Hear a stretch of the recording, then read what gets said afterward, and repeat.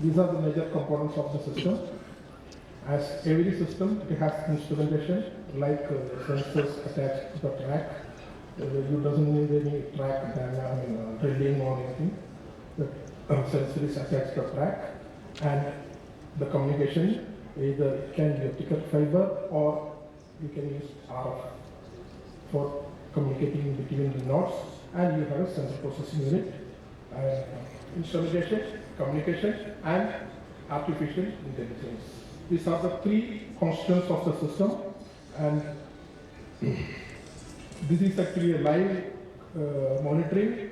The sensor is continuously listening to the sound being propagated through the track because of many events, the train movement or anything happening on the track, or any crash development or anything.